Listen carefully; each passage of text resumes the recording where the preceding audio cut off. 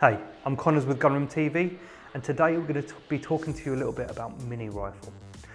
Those of you who know me already know what my mini rifle experience is. For those of you who don't, I shot a Ruger 1022 for the last 3 years, competed in the circuit last year with it, and the magazines on it failed in a spectacular fashion. It's a heavily modified rifle. It worked flawlessly as long as the magazines kept up. So I've decided to retire the famous 3D printed gun and move on to something a little more conventional.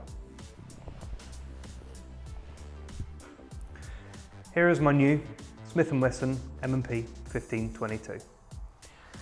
A lot of you guys have this gun, and I know a lot of you guys love it. People have been telling me to get one of these for a very, very long time. As you can see, even though I've not had it long, it's not stock.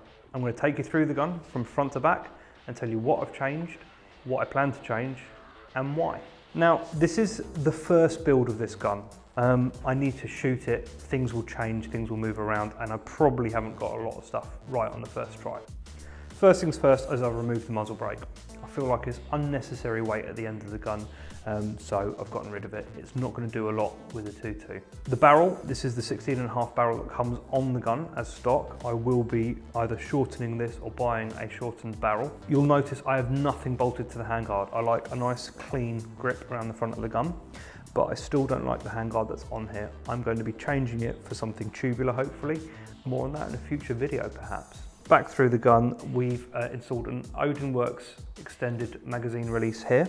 This required a bit of fitting because the 1522 receiver is a bit thicker than a standard AR-15 receiver. So this required some removal of material just below the magazine catch so it didn't bind up in that area. In the magazine well area, there is work to be done there for sure. Moving back here, we have the GunTech anti-walk pins. Again, these are made for an AR-15. They don't fit well in this gun, and I've found they've started working loose already. I will be changing back to the stock pins. Onto the safety, I tried to fit an ambidextrous safety, but again, due to the receiver differences, it didn't fit and it bound up and didn't work properly. So I'm sticking with the original for now, and we'll probably look at working on that when I can. The grip I've got on here is an X-Tech grip. It's adjustable in 3 positions, and you may have noticed that it's at a really funny angle. I quite like putting things that are adjustable on guns that I'm unfamiliar with, because then I can tune it in, get it right, and once I'm decided on something, maybe find something a bit more permanent. But right now, I like this really raked back angle on the grip, and I'm going to be sticking with that for the meantime. The stock is the one that came on the gun. It's going to have to go. It's too short, and it's too rattly and wobbly. I can't handle it. I will be looking at sorting something out with regards to the stock at some point in the future. Now, probably onto the most impressive and expensive part of this gun, the optics setup. I have a Venom red dot mounted on a 45-degree mount.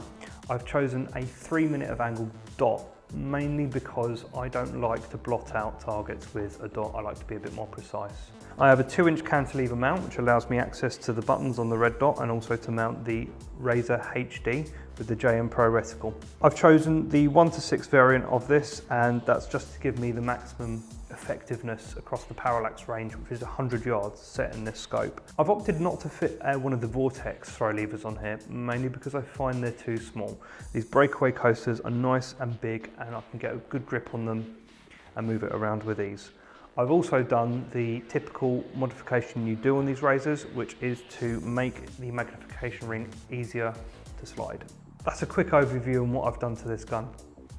There's going to be lots more to come, and hopefully we'll be able to keep you updated as I chop and change this gun throughout this competition year. But thanks for sticking with me through this video. It's been Connors with Gunroom.tv, and I hope to see you soon.